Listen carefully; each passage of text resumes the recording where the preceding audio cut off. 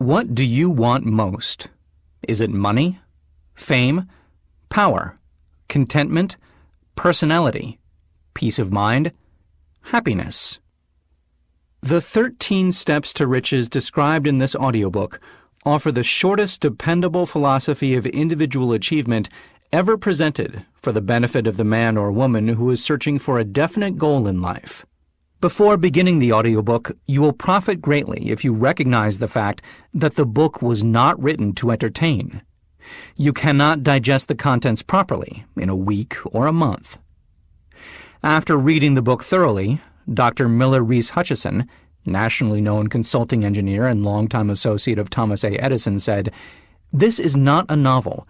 It is a textbook on individual achievement that came directly from the experiences of hundreds of America's most successful men.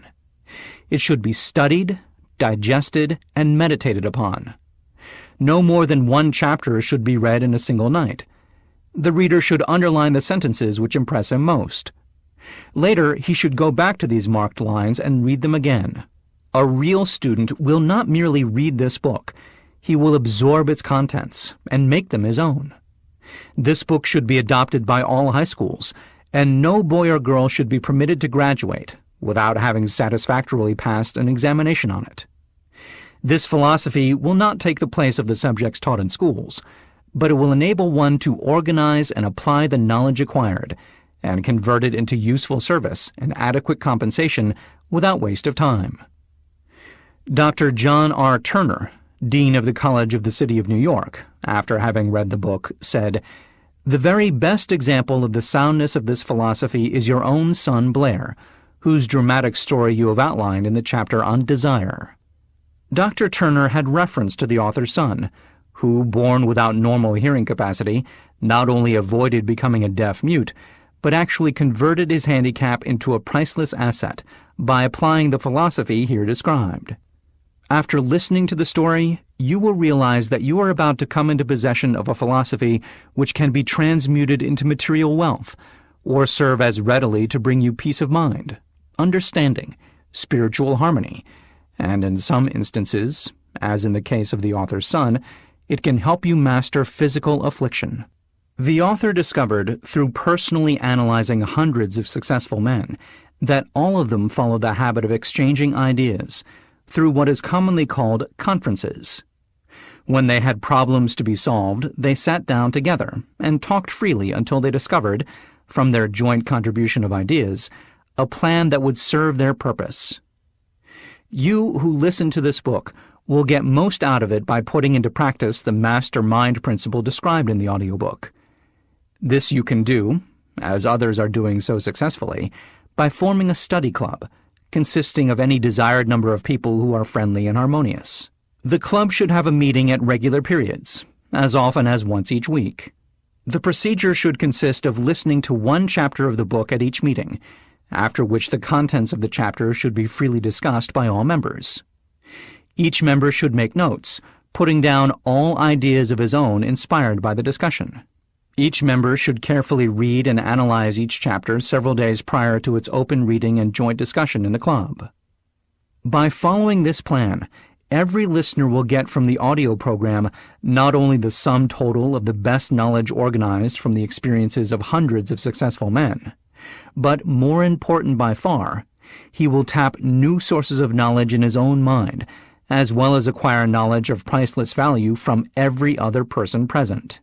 If you follow this plan persistently, you will be almost certain to uncover and appropriate the secret formula by which Andrew Carnegie acquired his huge fortune, as referred to in the author's introduction. Tributes to the author from great American leaders. Think and Grow Rich was 25 years in the making. It is Napoleon Hill's newest book, based upon his famous Law of Success philosophy. His work and writings have been praised by great leaders in finance, education, politics, government. Supreme Court of the United States, Washington, D.C. Dear Mr. Hill, I have now had an opportunity to finish reading your Law of Success textbooks, and I wish to express my appreciation of the splendid work you have done in the organization of this philosophy. It would be helpful if every politician in the country would assimilate and apply the 17 principles upon which your lessons are based. It contains some very fine material, which every leader in every walk of life should understand. I am happy to have had the privilege of rendering you some slight measure of help in the organization of this splendid course of common sense philosophy. Sincerely yours, William H. Taft, former President and former Chief Justice of the United States. King of the 5 and 10 cent stores. By applying many of the 17 fundamentals of the law of success philosophy, we have built a great chain of successful stores. I presume it would be no exaggeration of fact if I said that the Woolworth Building might properly be called a monument to the soundness of these principles. F. W. Woolworth. A great steamship magnate. I feel greatly indebted for the privilege of reading your Law of Success. If I had had this philosophy 50 years ago, I suppose I could have accomplished all that I have done in less than half the time. I sincerely hope the world will discover and reward you. Robert Dollar. Famous American labor leader. Mastery of the Law of Success philosophy is the equivalent of an insurance policy against failure. Samuel Gompers. A former President of the United States. May I not congratulate you on your persistence? Any man who devotes that much time must of necessity make discoveries of great value to others. I am deeply impressed by your interpretation of the mastermind principles, which you have so clearly described. Woodrow Wilson. A merchant prince. I know that your 17 fundamentals of success are sound, because I have been applying them in my business for more than 30 years. John Wanamaker. World's largest maker of cameras. I know that you are doing a world of good with your Law of Success. I would not care to set a monetary value on this training, because it brings to the student qualities which cannot be measured by money alone. George Eastman. A nationally known business chief. Whatever success I may have attained, I owe entirely to the application of your 17 fundamental principles of the Law of Success. I believe I have the honor of being your first student. William Wrigley, Jr. Publisher's Preface. This audiobook conveys the experience of more than 500 men of great wealth who began at scratch, with nothing to give in return for riches except thoughts, ideas, and organized plans. Here you have the entire philosophy of money-making, just as it was organized from the actual achievements of the most successful men known to the American people during the past 50 years. It describes what to do, also how to do it. It presents complete instructions on how to sell your personal services. It provides you with a perfect system of self-analysis that will readily disclose what has been standing between you and the big money in the past. It describes the famous Andrew Carnegie formula of personal achievement, by which he accumulated hundreds of millions of dollars for himself, and made no fewer than a score of millionaires of men to whom he taught his secret. Perhaps you do not need all that is to be found in the audiobook. No one of the 500 men from whose experiences it was written did. But you may need one idea, plan, or suggestion to start you toward your goal. Somewhere in the audiobook you will find this needed stimulus. The book was inspired by Andrew Carnegie, after he had made his millions and retired. It was written by the man to whom Carnegie disclosed the astounding secret of his riches, the same man to whom the 500 wealthy men revealed the source of their riches. In this program will be found the 13 principles of money-making essential to every person who accumulates sufficient money to guarantee financial independence. It is estimated that the research which went into the preparation, before the book was written or could be written, research covering more than 25 years of continuous effort, could not be duplicated at a cost of less than $100,000. Moreover, the knowledge contained in the program never can be duplicated at any cost, for the reason that more than half of the 500 men who supplied the information it brings have passed on. Riches cannot always be measured in money. Money and material things are essential for freedom of body and mind. But there are some who will feel that the greatest of all riches can be evaluated only in terms of lasting friendships, harmonious family relationships, sympathy and understanding between business associates, and introspective harmony, which brings one peace of mind measurable only in spiritual values. All who read, understand, and apply this philosophy will be better prepared to attract and enjoy these higher estates, which always have been and always will be denied to all except those who are ready for them. Be prepared, therefore, when you expose yourself to the influence of this philosophy, to experience a changed life, which may help you not only to negotiate your way through life with harmony and understanding, but also to prepare you for the accumulation of material riches in abundance. The Publisher. Author's Preface. In every chapter of this audiobook, mention has been made of the money-making secret which has made fortunes for more than 500 exceedingly wealthy men whom I have carefully analyzed over a long period of years. The secret was brought to my attention by Andrew Carnegie more than a quarter of a century ago. The canny, lovable old Scotsman carelessly tossed it into my mind when I was but a boy. Then he sat back in his chair with a merry twinkle in his eyes and watched carefully to see if I had brains enough to understand the full significance of what he had said to me.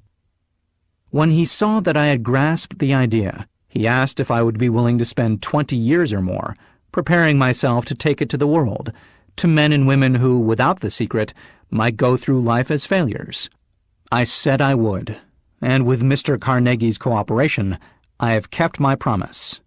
This book contains the secret, after having been put to a practical test by thousands of people in almost every walk of life. It was Mr. Carnegie's idea that the magic formula, which gave him a stupendous fortune, ought to be placed within reach of people who do not have time to investigate how men make money, and it was his hope that I might test and demonstrate the soundness of the formula through the experience of men and women in every calling.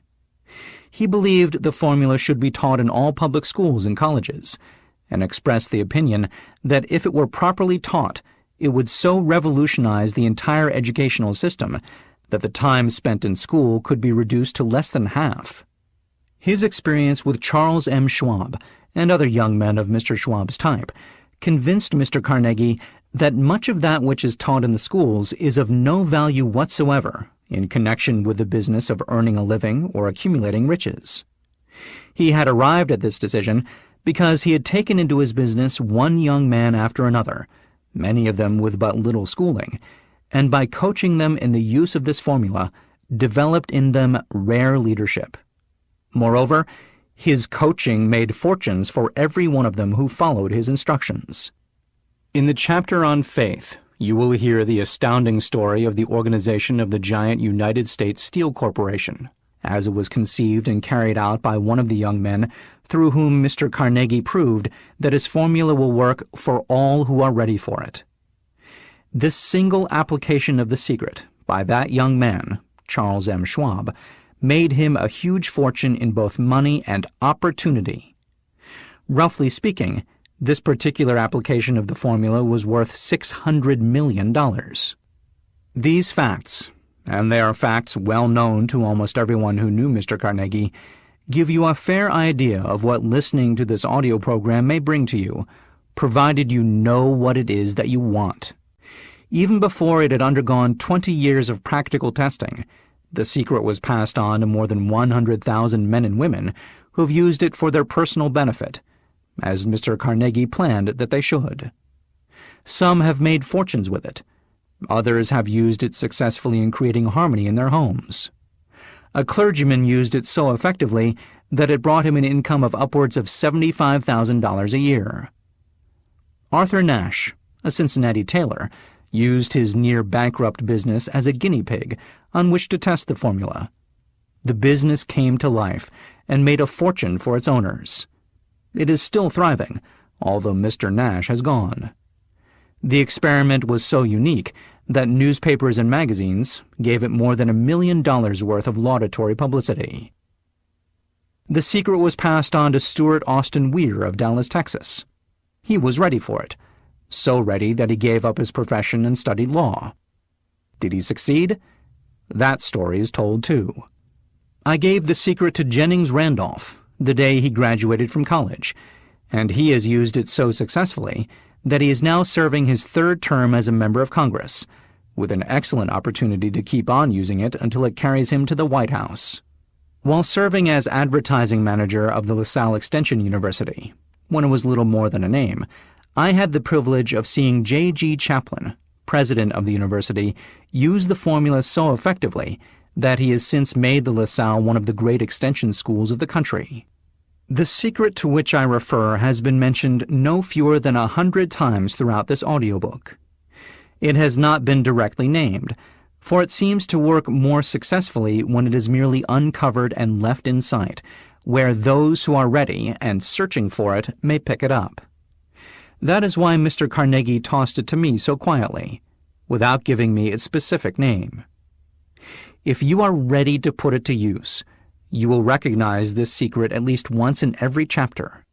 I wish I might feel privileged to tell you how you will know if you are ready, but that would deprive you of much of the benefit you will receive when you make the discovery in your own way.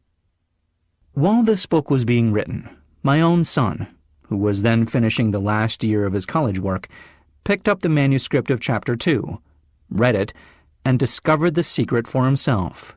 He used the information so effectively that he went directly into a responsible position at a beginning salary greater than the average man ever earns. His story has been briefly described in Chapter 2. When you listen to it, perhaps you will dismiss any feeling you may have had at the beginning of the program that it promised too much. And 2, if you have ever been discouraged, if you have had difficulties to surmount, which took the very soul out of you, if you have tried and failed, if you were ever handicapped by illness or physical affliction, this story of my son's discovery and use of the Carnegie formula may prove to be the oasis in the desert of lost hope for which you have been searching. This secret was extensively used by President Woodrow Wilson during the World War. It was passed on to every soldier who fought in the war, carefully wrapped in the training received before going to the front. President Wilson told me it was a strong factor in raising the funds needed for the war. More than 20 years ago, Honorable Manuel L. Quezon, then resident commissioner of the Philippine Islands, was inspired by the secret to gain freedom for his people. He has gained freedom for the Philippines and is the first president of the Free State. A peculiar thing about this secret is that those who once acquire it and use it find themselves literally swept on to success with but little effort, and they never again submit to failure. If you doubt this, study the names of those who have used it, wherever they have been mentioned, check their records for yourself, and be convinced. There is no such thing as something for nothing. The secret to which I refer cannot be had without a price, although the price is far less than its value. It cannot be had at any price by those who are not intentionally searching for it. It cannot be given away, it cannot be purchased for money, for the reason that it comes in 2 parts. One part is already in possession of those who are ready for it. The secret serves equally well all who are ready for it. Education has nothing to do with it. Long before I was born, the secret had found its way into the possession of Thomas A. Edison, and he used it so intelligently that he became the world's leading inventor, although he had but 3 months of schooling. The secret was passed on to a business associate of Mr. Edison. He used it so effectively that, although he was then making only $12,000 a year, he accumulated a great fortune and retired from active business while still a young man. You will find his story at the beginning of the first chapter. It should convince you that riches are not beyond your reach, that you can still be what you wish to be, that money, fame, recognition, and happiness can be had by all who are ready and determined to have these blessings. How do I know these things? You should have the answer before you finish this audiobook. You may find it in the very first chapter or at the very end. While I was performing the 20-year task of research, which I had undertaken at Mr. Carnegie's request, I analyzed hundreds of well-known men, many of whom admitted that they had accumulated their vast fortunes through the aid of the Carnegie secret.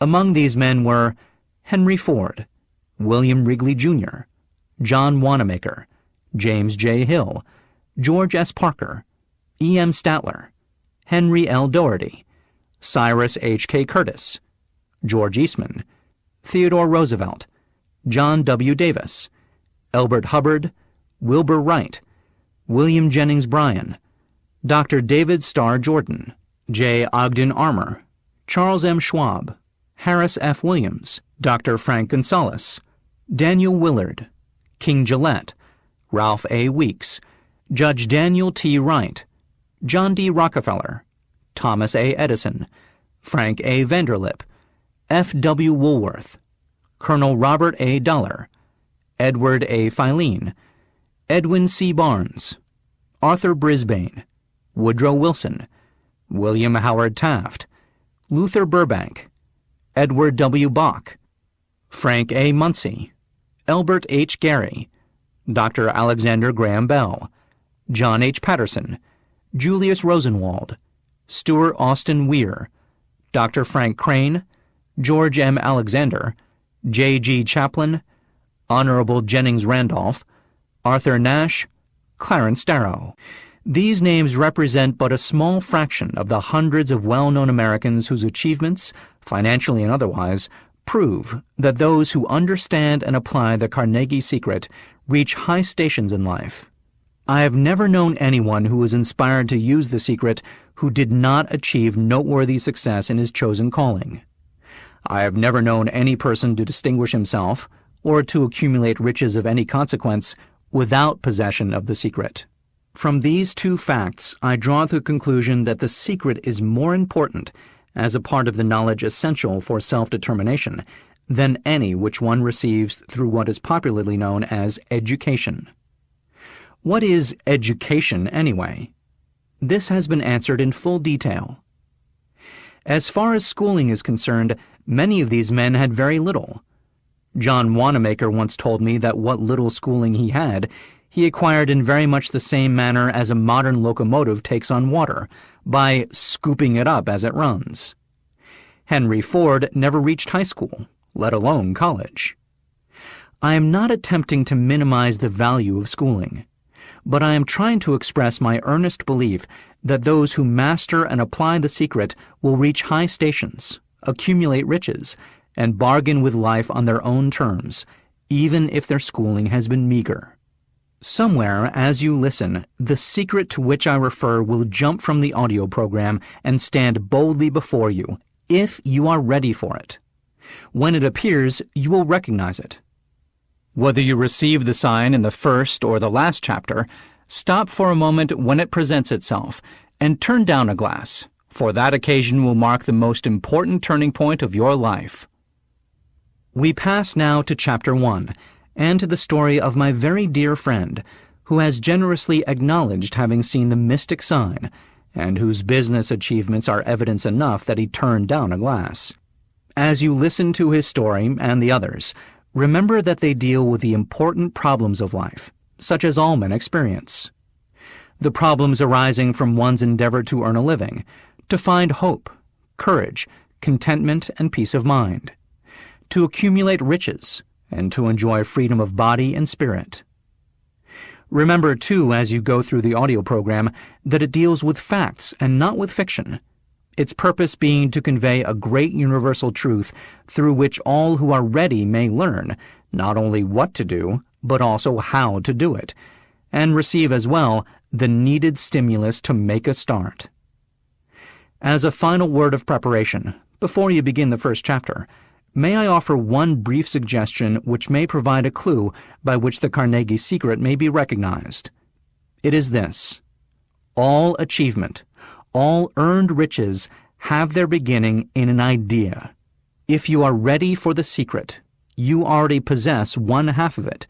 Therefore, you will readily recognize the other half the moment it reaches your mind. The Author.